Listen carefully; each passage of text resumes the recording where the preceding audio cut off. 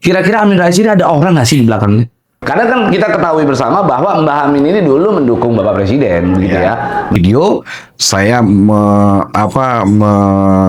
mempunyai pandangan pasti ada seseorang yang mendukung Abah untuk menyampaikan hal ini gitu.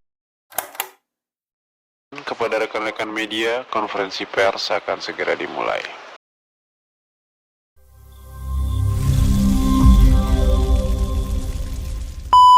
Ya, Assalamualaikum warahmatullahi wabarakatuh. Kali ini di studio kita press conference Ray-Ban Entertainment telah hadir seorang yang luar biasa, yaitu Surya Hamdani Saragih. Beliau ini Sekretaris Jenderal BPN, Komite Nasional Advokat Indonesia. Apa kabar, Jen? Alhamdulillah, terima kasih, sehat tuh. Tapi lu kelihatan kurus loh, Jen. Bisa aja. Iya benar, lu kelihatannya lebih, apa karena baju hitam ya? Ya, jadi sebenarnya kita sekarang lagi mau sedikit membahas yang isu yang lagi hangat diperbincangkan gitu ya. Ada satu video di mana mbah kita, ya kan, nggak mbah kita juga lah, mbahnya banyak orang gitu. Amin Rais ketika membuat satu video yang menyatakan bahwa Letkol Teddy Indrawijaya, Seskap kita, Sekretaris Kabinet kita adalah seorang, mohon maaf gitu ya, penyuka sesama jenis gitu ya. Dan akhirnya meminta Pak Prabowo untuk mencopot beliau begitu. Nah, karena Sekjen KNAI ini orang yang sangat memahami gitu ya, pakar di dalam dunia perpolitikan begitu, sehingga kita perlu untuk tanya-tanya. Sebenarnya apa sih yang diinginkan oleh Mbah Amin ini sebenarnya, jadi? Ya, kalau dilihat dari statementnya Mbah Amin ini ya, mungkin apakah hanya untuk menyampaikan kepada publik ataupun untuk memberikan perhatian besar kepada Pak Presiden, ya. Nah, tapi kita juga nggak paham juga nih, Tom, ya. Artinya, kenapa begitu dia muncul membahas mengenai Pak Seskap ini, gitu loh. Ya. Kenapa itu kira-kira? Maksudnya apakah karena dia mau cari panggung gitu kan, biasa kayak gitu ya, namanya partai baru kadang-kadang kan suka membuat satu hal yang kontroversi dulu untuk mencuri perhatian orang gitu. Mungkin nggak? Bisa dikatakan mungkin juga tuh, ya. Karena apa? Mungkin kembali lagi ini kan sorotan publik ya terhadap kedekatannya Pak Presiden dengan Seskap ya. Nah, untuk bisa mencari perhatian semua orang ya, mungkin Pak Amin ini ingin menunjukkan ya kepedulian dia nih, mungkin ya. Kepedulian dia terhadap bangsa ini, namun juga kita nggak bisa memastikan karena apa yang beliau dalilkan tentu ada pembuktiannya kan. Oke. Nah, ini yang mesti harus Pak Amin perhatikan juga karena tidak bisa dia menyampaikan hal itu di depan publik ya dengan tanpa ada pembuktian. Mungkin juga bisa untuk menarik perhatian semua orang bahwasanya dengan dia mempunyai partai baru mungkin ya. Supaya orang banyak senang dengan abah ini ya, mbah ini ya, mbah ini, Ya. Sehingga orang juga terpukau mungkin ya, dengan beliau ya, dengan statement yang mungkin statement yang sangat menggelitikkan juga ya, seperti itu. Iya, ada juga sebagian orang yang menyebut bahwa bisa jadi karena Mbah Amin ini ingin menyampaikan sebenarnya secara non-verbal communication ya terhadap publik dan juga terhadap presiden, ada unsur sakit hati. Karena kan kita ketahui bersama bahwa Mbah Amin ini dulu mendukung Bapak Presiden, begitu ya, mendukung Presiden Prabowo. Cuman ketika beliau mencalonkan terakhir, bergabung dengan Gibran sebagai wakil, tentunya ada Pak Jokowi di belakang dari Pak Prabowo, otomatis Mbah Amin tertinggal kan, begitu kan? Nah, ada nggak unsur sakit hati itu menurut kacamata lu, Jen, gitu? Ada nggak unsur sakit hati yang membuat akhirnya Mbah Amin, gua ini aja deh, jadi oposisi aja deh, gitu? Ya, ini dunia politik tuh. Artinya kekecewaan itu pasti ada, ya. Karena Mbah ini kan tentunya sangat erat sekali ya sama Pak Prabowo. Dan harusnya kan Mbah ini dirangkul ya, ataupun tetap jadikan bagian terpentingnya. Oh, lu pengennya Mbah ini dipanggil lah ya? Iyalah seperti gitu. itulah ya kan. Supaya apa? Adanya satu tercipta lagi nih suasana hangat nih mungkin ya. Apa mungkin juga bisa jadi salah satu yang diusung sama Pak Amin ini bisa menjadi bagian kepada kabinetnya Pak Prabowo mungkin. Ya, menarik itu yang tadi lu bilang Jen, bahwasanya lu pengen agar Mbah ini bisa ditarik lagi gitu ya oleh Pak Prabowo gitu. Ya, kontribusinya beliau apa Jen kira-kira untuk negara ini yang kira-kira mampu dia lakukan di usia dia yang sekarang ini? Kalau satu sisi kalau dari usia ya, tentu kan terbatas nih tuh ya. Mungkin adalah orang yang diusung oleh dia ini untuk masuk kepada kabinetnya Pak Prabowo, Ya, mungkin gitu ya. Nah, supaya dia diperhatikan ataupun supaya menjadi perhatian khusus dari Pak Prabowo ya, mungkin dengan tadi statement yang begitu supaya dia tuh juga diperhatikan nih. Ya, intinya bos. pengen supaya dia diajak gitu ke pemerintahan gitu kali. Bisa jadi ya, tapi kita nggak terjadi tuh ya. Oke, sekarang kita berandai-andai. Kalau kira-kira Mbah Amin diajak ke pemerintahannya Pak Prabowo, jadi apa yang cocok? Kira-kira menggantikan Letkol Teddy kah sebagai Seskap, atau mungkin membuat jadi menteri, atau mungkin jadi menteri pembuat yel-yel atau apa gitu, coba. Kira-kira aja. Kalau dengan usianya Mbak ini tidaklah mungkin tuh masuk kepada Dia jago bikin yel-yel loh, Jen. Ada kan di videonya yang dia bikin yel-yel apa tuh namanya? Kayak apa mat apa gitu ada nanti lihat ya di sosmed ada Jen. ya ya mungkin juga bisa menjadi bagian terpenting di dalam lingkungan istana mungkin ya Tum ya. Nah tapi kalau untuk posisi terhadap menteri ya saya kira ya apa ya sangat jauh sekali lah ya, nah usia juga gitu ya. Apakah mungkin juga ingin menjadi bagian di dalam penasihat tim pres ya, kita nggak tahu juga lah. Wah, lu menghina berarti. Ya tidak menghina juga. Ya, iya, lu jangan ngelihat orang udah usianya udah berusia seakan-akan dia nggak bisa ngapa-ngapain. Sekarang lu coba lihat Ipman. Pernah nonton ya film Ipman ya? Usianya udah tua, tapi dia tetap jago main berdiri ya. Iya, bela diri. Nah, bisa juga Mbah Amin melakukan hal yang serupa kan begitu. Iya. Ya anyway, semuanya bisa terjadi lah ya. Iya.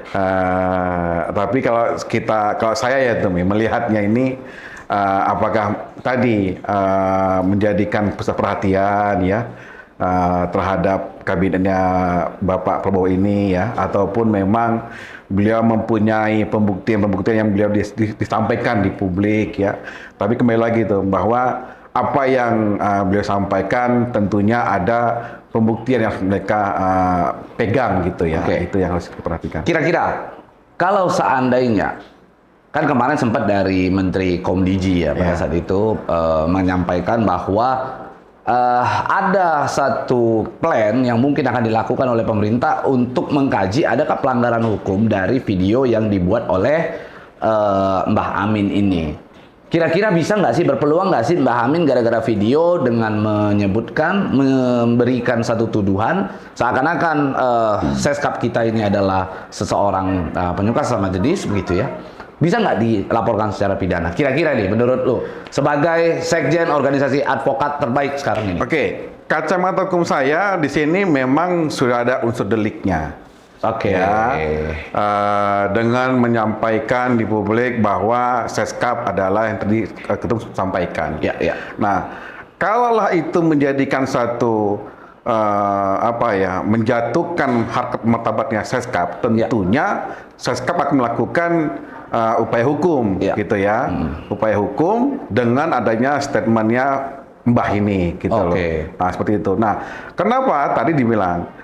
Sekarang ini kan KUHP baru ini kan sudah mulai terang benderang ya, artinya jelas kedudukan hukumnya, jelas peristiwa hukumnya, sehingga bisa dikenakan beberapa pasal di situ gitu loh. Nah, tapi kembali lagi, kalau memang Pak Seskap ini merasa dijatuhkan harkat martabat dia, ya seharusnya 1-2 hari ke depan udah ada LP masuk gitu loh. Oh gitu.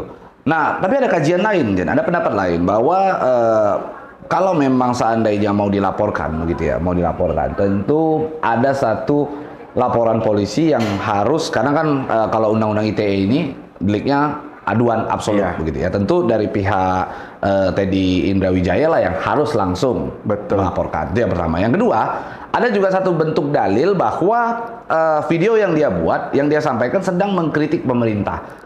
Sehingga ketika mengkritik pemerintah itu dalam rangka pembangunan, begitu ya, dalam rangka kepentingan banyak orang, katanya tidak dapat dipidana, tidak dapat dikenakan undang-undang ITE, pencemaran nama baik atau penghinaan, begitu, atau mungkin di KUHP kita yang baru kan juga mengatur tentang pencemaran nama baik melalui media sosial. Nah, kira-kira pendapat lu bagaimana?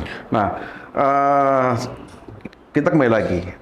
Kalau pembahasan adalah kritik, Ya, tentunya ada satu kajian yang harus dia kuasai dulu nih. ya, Kritiknya dari bidang apa nih? Pembangunan kah? Ya. Atau terhadap sosial, ya, ataupun terhadap keadaan ekonomi nih, ya. Nah, tapi kalau kritik ini menjatuhkan seseorang, itu bukannya kritik. Itu sudah kembali kepada personal. oke. Ya, seperti itu. Nah, kecuali gini misalnya. Oke, di saat ini saya minta kepada Pak Presiden harus memperhatikan kepentingan rakyat, ya. Jangan kepentingan nasional ini kan dengan skup yang luas, ya. Nah, dan juga, nah itu mungkin sebagai kritikan gitu loh. Ya, ya. Jadi fokus kepada kepedulian Presiden kepada masyarakat atau rakyatnya, tidak kepada hubungan G2G-nya. Oke. Gitu. Nah, itu kritikan gitu loh. Berarti bisa kita sampaikan bahwa saat ini Amin Rais dengan videonya itu bukan dalam rangka mengkritik pemerintah, tetapi tertuju kepada personal.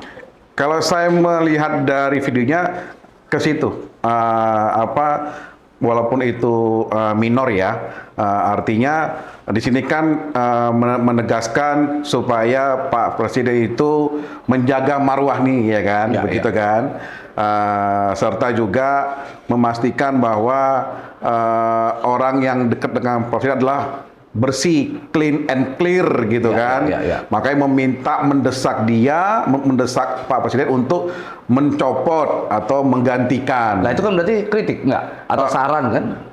Enggak gini.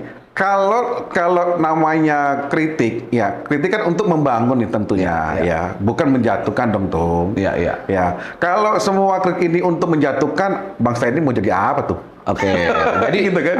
dia mengkritik tapi dengan cara menuduhkan sesuatu hal yang belum terbukti, begitu lah. Itu Oke. betul. Lalu pertanyaannya sebenarnya apa maunya Simbah ini gitu loh? Ya tadi kembali lagi ingin menjadi pusat perhatian. Kenapa? Udah lama nih. Mbak ini udah lama tampil di media tuh. Oh, udah lama nggak ada panggung. Ya mungkin begitu ya. Oke, oh maksud lu kan begitu kan? Iya, iya. Nah, ini sebenarnya yang apa namanya membuat penasaran kita. Sebenarnya Amin Rais ini, ketika dia membuat video itu, dia bangun Partai Umat, itu kan pasti biayanya nggak kecil tuh. Biaya bangun Besar. partai itu cukup besar. Oke, apalagi dia bersiap untuk maju ke dalam satu kontestasi politik nanti di tahun 2029 gitu ya. Dan dia mencoba untuk mengkritik, memberikan kritikan-kritikan kepada Pak Prabowo dengan menjatuhkan harkat dan martabat seorang Seskap begitu. Nah pertanyaannya, kira-kira Amin Rais ini ada orang nggak sih di belakangnya? Ada yang menggerakkan nggak sih? Ada motor yang pokoknya gimana caranya gulingkan pemerintah? Ada nggak seperti itu? Kita bisa melihat variabel waktu tuh ya. Ya. Sudah lama nih Mbah ini nggak muncul di media. Ya dari masa Pak Presiden menjabat ya, mungkin muncul beberapa waktu tadi, tapi tidak ada kritikan ya. Hanya sifatnya adalah memberikan pandangan kepada Pak Presiden, untuk memberikan kepastian kemakmuran kepada rakyat gitu ya. Nah, lama nih nggak muncul, lama nggak muncul. Nah, Begitu muncul, mungkin tadi apakah memang ada desakan ya dengan membangun partai ini kan tidak semudah memberikan tepuk tangan itu ya. Tentu kan didukung oleh banyaknya massa ya. Tentu didukung dengan tadi modal ya, fulus nih katakan. Nah, tapi bagaimana supaya masyarakat ini bisa melihat kembali nih, oh Mbah tampil lagi nih. Ada sosok yang memang peduli kepada bangsa ini. Oke. Gitu loh. Nah, bagaimana caranya supaya beliau ini bisa terlihat kembali nih di media, gitu kan? Nah, kalau tadi mungkin ada desakan dan ada dorongan, pendapat saya sendiri ya, pasti ada. Ada yang menggerakkan gitu ya? Pasti ada. Siapa Gitu. kira-kira, Jen? Nah, kalau dibilang ada, saya bukan dukun tuh. Ya tapi kan bisa menggambar lah gitu, kira-kira siapa gitu, ya dari kubu yang mana gitu, ya kan? Kalau dibilang kubu ya mungkin apakah ya kalau dibilang candaannya tuh ya candaannya apakah memang dari kubu sakit hati, Oke. ya? Apakah dari kubu yang tidak puas terhadap hasil yang kemarin, gitu kan? Kita ya namanya juga mempunyai pendapat ya. Ya. Artinya kita tidak, saya nggak bisa memastikan siapa oknumnya, siapa orangnya. Tetapi dengan adanya ini video, saya mempunyai pandangan pasti ada seseorang yang mendukung Abah untuk menyampaikan hal ini. Gitu. Oke. Karena memang sempat dia pada saat di dalam video itu juga gitu ya. Si Mbah Amin ini sempat mengatakan bahwa Mbak Titi sampai menyanyikan lagu katanya. Ada satu lagu yang disebut dia, tapi jujur Jen, itu gua cari nggak ada gitu. Lagunya, sumpah gua cari 3 hari berturut-turut, mana ini Mbak Titi katanya nyanyiin lagu itu gitu. Malah ngedengerin lagunya Mbak Titi semua. Yang dia syutingnya di kopi apa gitu kan, kopi kelotok ya atau apa gitu.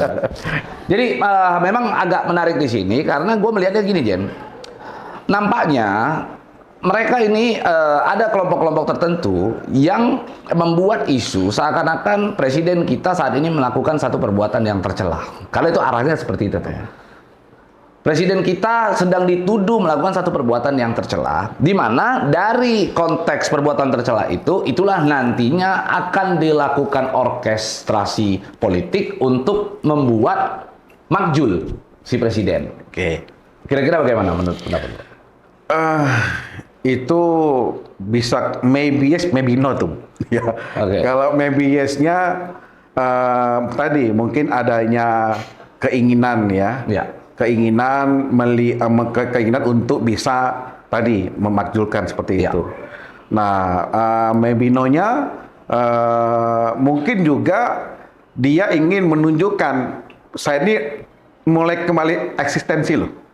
Oh. Mulai eksis loh saya ini. Berarti fokusnya hanya memulai eksis, kayak bocah ya? Ya, mungkin seperti itu tuh ya. Karena udah lama nggak muncul, begitu muncul kan bikin heboh kan? Oh, heboh. Semua kan udah pada apalagi dengan ada statementnya Kementerian Komdigi ya, yang ingin melakukan take down atau apa gitu ya, seperti itu kan. Bosnya itu sesuatu statement yang menjatuhkan seseorang ya, apalagi dengan sebagai seskap kan adalah orang yang memang menjadi bagian dari negara kan seperti itu kan gitu. Nah, pada saat Mbah Amin membuat video itu, dia kan membuatnya di dalam satu studio yang terlihat ada sejumlah atribut partai umat, partainya beliau gitu. Nah, pertanyaannya Jen, kira-kira bisa nggak dari video tersebut akhirnya mereka mendapatkan satu konsekuensi di mana partai umat akhirnya tidak lolos pemilu nanti di 2029? Kalau kita melihat dari sisi itunya ya, tentu kita akan melihat dari satu fakta kesalahannya. Oke. Ya, nggak mungkin juga pihak KPU membatalkan atau menolak ya terhadap statementnya si Abah ini kan gitu kan. Nah, kecuali tadi kalaulah memang si Seskap merasa diruntuhkan market dan dia punya martabatnya gitu ya, mungkin bisa akan menjadikan persoalan baru nih Kalau memang ini benar ataupun tidak benar, maka ini menjadi bagian evaluasinya KPU nantinya. Oke, karena partainya kan ikut-ikutan dong. Iya. Terlihatnya kan begitu kesannya. Iya. Terlepas itu benar apa tidak, tapi pada saat membuat video menggunakan atribut partai, secara persepsi masyarakat ketika menonton itu bahwa ini adalah representasi dari partai tersebut. Betul. Nah, ini kan yang jadi pertanyaan sama semua orang. Kalau seandainya nanti Seskap melapor, begitu ya, melakukan laporan polisi terhadap dugaan pencemaran nama baik dan lain-lain lah, ujaran kebencian dan lain-lain yang diduga dilakukan oleh Amin Rais, tentunya juga bisa jadi diduga dilakukan oleh partai tersebut karena ada atribut yang melekat. Ya, tadi itu kita harus melihat juga ya, maksud dan tujuannya apa. Iya. Ya. Karena kalau memang keinginannya Abah ini dengan membawa emblemnya partai, Ya. tentu kan sudah mengetahui konsekuensinya nih. Ya, apalagi tadi dengan menyebut bahasa kepada si Seskap Ya, seperti ya. itu ya. Nah, kalaulah ini terjadi benar, artinya memang sudah menjadi bagian serta untuk membuat satu dugaan peristiwa pidana pastinya kan seperti itu. Nah, dan juga partai tersebut ya harus bisa memberikan satu suatu kepastian terhadap apa nih tujuannya ini? Oke. Ya, seperti itu. Karena kalau memang ini menjadikan fakta yang sebenarnya dan memang masuk kepada delik tadi ya, delik aduan tadi, artinya ya partai ini perlu menjadi evaluasi untuk semua umat tentunya gitu loh. Ya, kita kan nggak boleh namanya membesarkan atau menciptakan ujaran kebencian kepada sesama masyarakat Indonesia gitu kan. Mungkin seperti itu tuh. Harusnya apa yang dilakukan oleh pemerintah sekarang terhadap itu? Terhadap video tuduhan itu?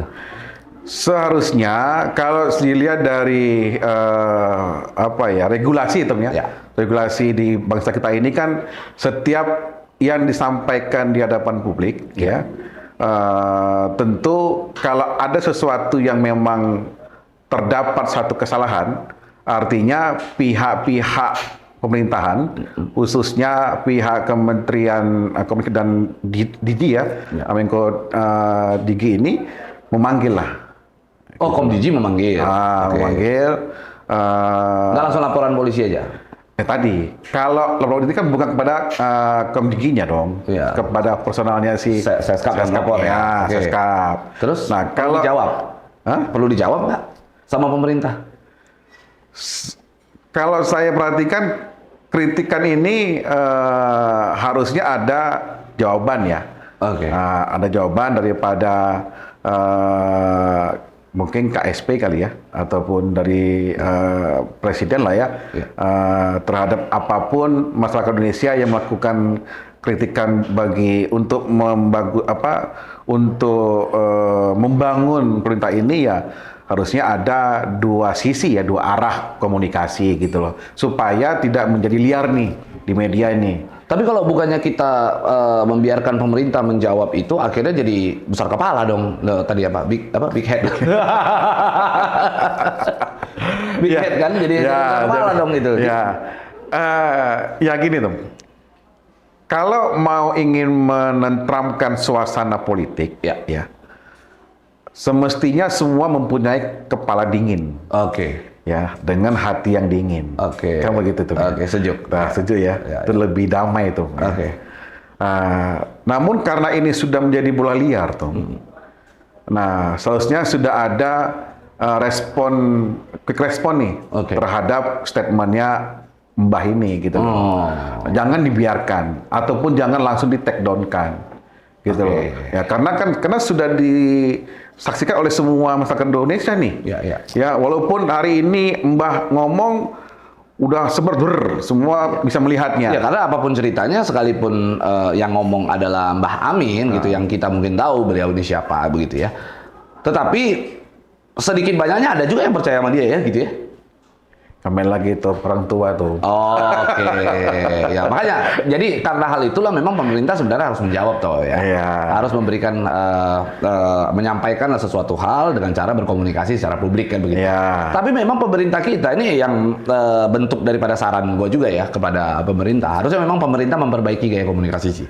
Iya. Kalau untuk saat ini. Betul. Banyak komunikasi pemerintah yang menurut kita gaya komunikasinya itu cukup gagal gitu untuk membuat masyarakat itu percaya terhadap program-program yang saat ini dilakukan. Contoh kecil, baru-baru ini lu juga heboh, tiba-tiba Pak Prabowo menyampaikan di depan publik di May Day gitu ya. Oh, buruh. Nah, buruh kan di May Day, pada saat May Day itu buruh sedang berdemonstrasi menanyakan MBG bermanfaat apa tidak? Jawabannya banyak dari situ tidak begitu. Sampai di belakang ada yang aduh begitu. Ada kan ada. Ada. Aduh begitu. Ada. Itu kan sebenarnya adalah bagian daripada komunikasi yang bisa kita katakan cenderung buruk dari pemerintah terhadap masyarakat begitu. Kira-kira menurut pendapat lu? Ya, ini yang sangat menggelitik Tum ya. Sangat menggelitik bagi saya Tum ya khususnya. Apakah memang tidak ada komunikasi dulu Tum sebelum dilakukannya pidatonya Pak Presiden? Fungsi intelnya mana? Nah, Ya. kan gitu kan. Nah, Oke. tadi Tum, Pak Presiden ini banyak sekali pendamping. Ya. Ya. Nah, apalagi dengan adanya protokol ya, Ya, protokol ya. Nah, tentunya panitia May Day ini tidak langsung kepada Pak Presiden. Ya. Seharusnya nih tuh, seperti kepada pihak protokol misalnya. Dan apa nih yang harus disampaikan oleh Pak Presiden, kan begitu kan? Nah, dengan video itu bisa kita melihat tadi tuh minimnya atau buruknya komunikasi antara Pampel dengan protokol. Ya. Fungsi Intel di sana kan harusnya bekerja. Karena kan Intel di dalam, ya kita percayalah bahwa pada saat demonstrasi buruh kemarin gitu ya, nggak mungkin nggak ada Intel di dalam barisan pendemonstrasi begitu, tetap ada gitu. Nah pertanyaannya, apakah informasi itu tidak sampai ke Presiden sehingga akhirnya Presiden dengan polosnya memberikan pertanyaan MBG bermanfaat apa tidak kan begitu? Jujur ya sangat miris sekalipun gua nggak ada di sana, tapi gua menontonnya itu kayak kocak gitu. Maksudnya mana ini fungsi yang lainnya? Iya. Apapun ceritanya itu kan pimpinan Tertinggi lah ya. tertinggi di Indonesia saat ini. Apapun ceritanya kita harus memberikan marwah dan martabat yang setinggi-tingginya di sana toh. Betul. Begitu. Jadi kalau menurut gua ya itu komunikasi yang buruk. Tentunya yang harus disalahkan menurut gua adalah fungsi intelijen yang ada di sana gitu. Gimana menurut lo? Iya. Kalau kita lihat dari setiap Pak Presiden menyampaikan pidato, dimanapun event, baik event tertutup maupun terbuka, Ya. pastinya ada satu komunikasi yang intens sebelum Bapak naik ke panggung. Ya, dan tentunya juga pasti sudah ada satu statement yang harus Bapak sampaikan di hadapan massa. Ya. Ya, apakah ini memang lebih cenderung spontanitas? Apakah ini memang diminta datang dengan tanpa ada persiapan? Ya, atau memang sudah dirancang oleh istana ya, bahwasanya Bapak akan datang jam sekian, tanggal sekian, dan tidak dikomunikasikan nih apa yang harus disampaikan. Ya. Nah, seyogyanya Presiden ini kan harus menyampaikan di publik ya memang harus selalu diperhatikan kehati-hatiannya itu ya dalam menyampaikan ya bagaimana membuat sejuk hati para pendengarnya ya. Begitu kan? Ya kan? Nah, jangan sampai ada satu video yang menyampaikan aduh begitu kan. Ya, betul. Nah, dan dibalas respon oleh pada pihak migrannya Bapak adalah menyampaikan itu yang jawab adalah yang lajang. Ya, yang belum pernah menikah ataupun yang memang belum pernah menikmati adanya MBG. Nah, bagaimana kita mau melihat tuh masa begitu banyaknya? Ya. Apakah kita bisa pasti? Oh, yang jawab tidak adalah yang lajang, yang udah nikah kan nggak bisa tuh. Ya maka tentunya kita simpulkan memang ya komunikasi pemerintah kita terhadap rakyat saat ini cukup buruk. cukup buruk dan perlu dibenahi sebenarnya. Gitu ya. Ini bagian daripada kritik kita. Kita yakini bahwa pemerintah sekarang sedang bekerja dengan baik. Ya. Tetapi yang namanya berhubungan dengan 270 juta, 300 juta begitu kan penduduk di Indonesia, terdiri dari 300 juta kepala dengan pikiran yang berbeda-beda, isi kepalanya beda-beda, tentu banyak persepsi yang akan timbul. Betul. Nah, cara untuk mempersatukan persepsi itu tentu harus dibangun dengan yang namanya komunikasi. Maka sebenarnya badan komunikasi yang dibentuk oleh Pak Presiden harus berfungsi. Ya. Nah, komunikasi itu dua arah kan? Harus. Memang secara prinsip kita bisa melihat bahwa Presiden setiap kali memberikan pidatonya kepada publik, dia sendiri menyampaikan. Orang semua mendengar. Tetapi untuk diketahui oleh masyarakat sebenarnya bahwa pada saat Presiden menyampaikan satu bentuk statement, ada informasi yang dia terima juga kan sebelum dia menyampaikan. Harus Itulah ada. fungsi yang kita sebut intelijen. Nah, pertanyaan berikutnya adalah kemana intelijen saat ini? Itu. Nah, saya rasa setiap adanya Bapak pasti ada intelijen. Apa intelijen sekarang berada di hanya tugasnya memantau aktivis atau bagaimana? Kira-kira menurut Anda? Kalau saya melihatnya itu ya, intelijen kita ini yang di samping Bapak ini hanya fokus untuk mengamankan dalam sisi secure body ya. Ya. Nah, seperti itu. Nah, dan sepatutnya memang komunikasi ini ya sangat identik kepada intelijen juga ya. Artinya mana intelijen yang fokus kepada security body, mana yang terhadap komunikasi dengan massa gitu kan, sehingga nanti pada saat Bapak nyampe ini jawabannya apa gitu kan. Nah, apakah itu harus dilakukan gitu kan? Dan juga mana juga fungsinya daripada istana nih gitu loh. Ya. Artinya apakah betul iya Bapak itu ke sana tanpa menggunakan teks? Ya, apakah mungkin iya ke sana spontanitas? Ya. Apakah iya Bapak nggak mengetahui agenda pentingnya apa sih di sana? Ya. Gitu loh. Nah, apakah memang iya protokol ini membiarkan Bapak seperti itu? Gitu. Atau jangan-jangan fungsi intelijennya hanya fokus selama ini terhadap mengawasi aktivis-aktivis yang selama ini aktif mengkritik pemerintah? Maybe yes, maybe no. Kan kita boleh saja menduga itu kan karena banyak kejadian yang yang sudah terjadi kan gitu. Yang namanya intelijen itu kan banyak fungsinya. Ada yang fungsinya tadi itu bagaimana untuk menghimpun informasi yang sebanyak-banyaknya terhadap lingkungan presiden secara eksternal, para politisi lainnya, dan aktivis memang perlu diawasi karena ruang geraknya tentu perlu dibatasi agar tidak over kalau bilang ya over movement, pergerakan yang berlebihan kan begitu. Nah, ini kan sebenarnya baik untuk dalam membangun negara. Cuman dengar-dengar ada juga salah satu divisi, nggak tahu ya, ini informasi yang saya dapat. Divisi intelijen sekarang itu sedang ngoleksi air keras katanya, Jen. Itu gimana ya? Sedang mengumpulkan air keras. Kalau membahas air keras tuh, saya kembali lagi gitu. Teringat nih. Iya. Masa-masa lampau ya. Iya. Yang dulu kita punya anak bangsa ya, yang Islam air keras belum dapat siapa pelakunya. Siapa kira-kira terjadi? Kita nggak tahu tuh ya. Nah terus Udah kan katanya udah ditersangkakan dan tentara aktif ya, anggota aktif ya TNI. Ya, sekarang gini tuh. Yang oke. Kemarin daripada pihak pusat informasi TNI ya, ataupun apa namanya itu menyampaikan bahwa ini pelakunya adalah 4 TNI aktif. Ya. Nah, tapi kalau kita lihat sampai sekarang tuh kita nggak tahu ini TNI ini apakah memang dihukum secara porsionalnya hukum militer, ya, atau memang mengikuti dengan hukum umum. Peradilan umum, betul. Iya kan? Ya. Nah, ini yang mesti kita harus melihatnya dan menyaksikannya gitu loh. Dan saat ini yang terjadi adalah di proses militer. Itu dia tuh. Kira-kira menurut pendapat lu bagaimana? Nah, gini. Kita juga harus bisa nih memastikan hukum yang ada di Indonesia. Artinya peristiwa yang merugikan sipil, ya, itu semestinya masuk kepada peradilan umum. Ya.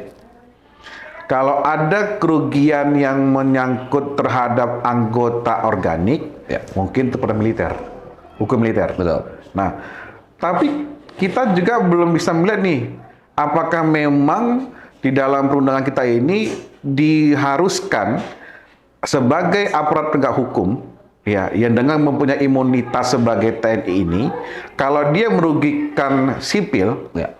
nah, apakah tetap di militer atau kriminal umum? Tapi kalau kita melihat dari sisi keadilan tuh, Ya. semestinya peradilan umum tuh, Harusnya peradilan umum. seharusnya. Ya. Karena sipil ini, Ya. gitu loh. Ini korban bukan anggota TNI aktif, Ya. dia adalah sipil.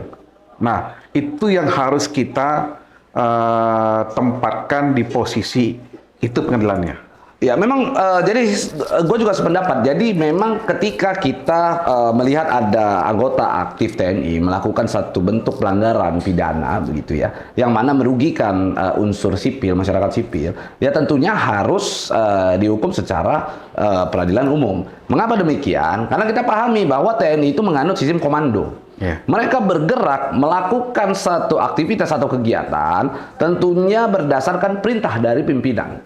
Ya toh? Pasti. Nah, kalau seandainya dari pihak penegakan hukum menyatakan bahwa mereka ini yang melakukan pelanggaran pidana tersebut dihukum secara militer, tentu pimpinannya wajib Ya. untuk ditelusuri hingga tertingginya siapa. Ya. Kalau memang mau diadili secara militer. Betul. Tetapi kalau dia mau diadilin hanya sebatas bukan sebatas, tetapi diadili di dalam peradilan umum, baru dapat dikategorikan sebagai perbuatan pribadi. Iya. Jadi saya melihat bahwa yang sekarang ini beredar gitu ya, mereka mengambil sepotong-sepotong untuk menguntungkan diri sendiri, untuk menguntungkan persepsi mereka. Jadi misalnya mereka sampaikan bahwa kami menghukum anggota kami secara militer, tetapi mereka tidak mengambil bagian bahwa mereka ini bekerja berdasarkan perintah pimpinan. Ada tanggung jawab pimpinan yang harus di sana. Jadi seakan-akan gaya militer dipakai untuk menghukum anggota yang melakukan satu pelanggaran, gitu ya.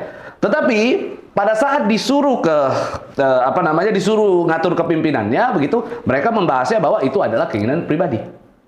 Yang mana harusnya ranahnya adalah peradilan umum. Gimana menurut pendapat lo? Ya.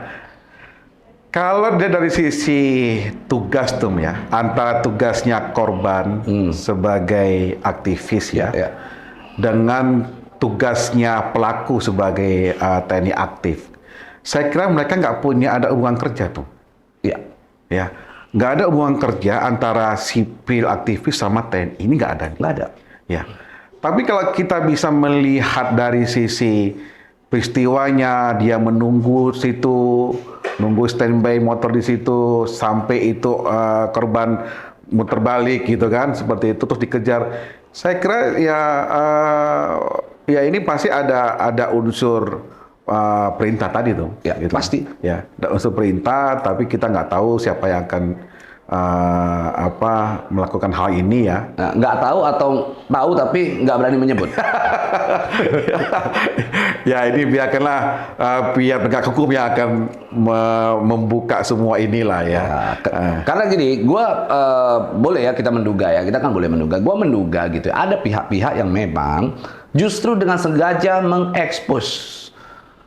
Jadi gini, gue bergaul dengan banyak teman-teman dari institusi yang satuan kerjanya di bidang intelijen, gitu ya. Gue mengetahui betul bagaimana cara kerja mereka yang sangat rapi, Jar. Benar-benar sangat rapi, soft, bahkan mereka suka bahkan memberikan kode senyap kadang-kadang gitu. Senyap itu artinya tidak ada satupun yang tahu. Nah pertanyaannya, bagaimana jalan ceritanya ketika menyiram air keras seseorang secara terpampang nyata, tidak menggunakan helm, expose-nya bagus, terlihat wajahnya di jalan sedang melintas. Pertanyaannya, memang ini ketika menyiram, ya, secara diam-diam atau justru menyiram untuk diketahui bahwa yang menyiram adalah pemerintah? Ini terlalu jauh gitu pandang. Ya, kita coba membuat theater of mind begitu kan, gitu kan. Kalau dilihat dari intelijen saya ya, melihat kasus ini, Ya. sepertinya sangatlah tidak pas bagi seorang tentara ya, seorang prajurit ya, Ya. prajurit setelanjang itu melakukan itu tindakannya dengan tanpa ada penutup wajah seperti itu kan. Nah, apakah memang ini dijadikan satu gambaran ya, ataupun memang ingin menunjukkan gitu loh, bahwasanya kejahatan ini bisa kok terang-terangan dilakukannya gitu kan. Sampai korban juga cacat permanen ya, permanen gitu kan. Nah ini kembali lagi tuh, bagi saya seorang prajurit nggak mungkin seperti itu. Ya. Apakah ini memang, kembali lagi tuh, saya memandangnya apakah ini memang prajurit atau bukan? Ya. Kalau dari sisi postur tubuh, hampir semua masyarakat kita ini mempunyai postur tubuh yang bagus. Pangkas cepat, badan keker gitu kan. Belum tentu dia itu seorang TNI. Atau bisa jadi dia prajurit, tapi memang sengaja diekspos gitu untuk diketahui secara mutlak kalau yang melakukan prajurit. Wah, itu pastinya akan menjatuhkan institusinya TNI itu. Ya, kan ada pihak-pihak itu gitu kan. Dan memang kontra intelijen seperti itu cara kerjanya. Gini ya, ini gua Jen, kalau gua yang melakukan itu, perbuatan itu gitu ya, gua yakin gua bisa jauh lebih rapi. Oke? Gua bukan orang intelijen. Gue cuma modal orang yang mengenal sejumlah orang yang bekerja di dalam institusi intelijen gitu. Gue bisa melakukan itu lebih rapi. Bahkan ada istilah menguntit kan, kalau di dalam intelijen itu surveillance gitu. Ketika kita melakukan surveillance, seorang anggota intelijen ketahuan melakukan surveillance, gagal itu namanya. Dan harus ada sanksi terhadap upaya surveillance itu. Nah, bayangkan, ini bukan lagi surveillance. Iya, benar. Ini ada aksi di sana. Bukan hanya mendapatkan informasi, bukan untuk mencari informasi. Tetapi kalau gue lihat di sini, justru ingin memberikan informasi kepada masyarakat. Kira-kira menurut pendapat lu gimana? Ini udah kepada subjektifnya. Dan ini bisa saja terjadi di negeri kita ini, banyak yang kerap melakukan hal yang serupa selama berjalannya waktu di Indonesia saat ini. Begitu, ya kan? Ini gara-gara ngomongin Amin Rais sampai kemana-mana. Kira-kira Jen, apa namanya yang ingin lu sampaikan kira-kira ya, dari mulai Amin Rais gitu ya, lalu komunikasi pemerintah dan terhadap urusan intelijen yang begitu panjang, bahkan MBG, dari apa yang semua lu lihat, apa yang lu mau sampaikan kepada masyarakat? Ya, kepada masyarakat tentunya berpandai-pandailah dalam menerima informasi, baik dari media, baik dari TikTok ataupun apa ya tentunya, untuk bisa mengkaji ataupun bisa menganalisis sebelum disampaikan kepada pihak-pihak lain. Nah, dan juga masyarakat juga, saya mempunyai harapan kita harus bisa membuat ketenangan dalam hubungan bersosial ya, dan juga komunikasi yang baik antara kita masyarakat dengan pemerintah yang ada saat ini, dan juga untuk pemerintah yang saya harapkan mendengar itu jauh lebih baik daripada melakukan action yang tidak menguntungkan masyarakat. Ya, nah artinya pemerintah mempunyai program banyak. Ya, program ini pastinya melibatkan semua lapisan masyarakat Indonesia. Nah, ya seperti dulu itu adanya dengar pendapat ya dengan masyarakat, bagaimana untuk bisa memberikan satu kemakmuran seperti itu, dan komunikasi juga harus bisa diciptakan kembali dengan rasa yang nyaman, ya, dengan yang santun kepada masyarakat juga. Bahwasanya apa, kedudukan rakyat Indonesia itu menunjukkan keberhasilan terhadap pemerintah. Ya. Ya, seperti itu. Jadi bukan dibalikan kemauan pemerintah untuk Indonesia, untuk rakyat ini untuk patuh, tidak, tapi bagaimana untuk bisa mendemonstrasikan program pemerintah terhadap kemakmuran bangsa inilah. Pesan untuk Mbah Amin. Pesan untuk Mbah Amin, ya, pesannya adalah supaya Mbah Amin juga Abah ya, Mbah ya, Mbah juga berikanlah kesejukan untuk umat dia ada di Indonesia ini. Indonesia ini mempunyai ada 5 agama yang tentunya bagaimana kita bisa membuat ketenangan, kedamaian. Setiap apa yang Mbah sampaikan, buatlah kedamaian untuk seluruh bangsa atau umat yang ada di Indonesia ini. Ya. Jadi terakhir yang ingin saya sampaikan bahwa ketika kita ingin menjalin komunikasi dengan baik, begitu ya. Kalau kita berbicara bahwa komunikasi pemerintah saat ini cukup buruk terhadap pemerintah, terhadap rakyatnya, begitu ya. Maka saran gua terhadap pemerintah adalah simpel gitu. Gaya komunikasi yang baik adalah dengan menyetujui apa yang disampaikan oleh masyarakat kepada dia. Clear. Jadi setiap ada orang yang menyampaikan sesuatu, setujui. Itu adalah gaya komunikasi yang baik. Persetujuan itu bisa disetujui secara keseluruhan atau disetujui sebagian.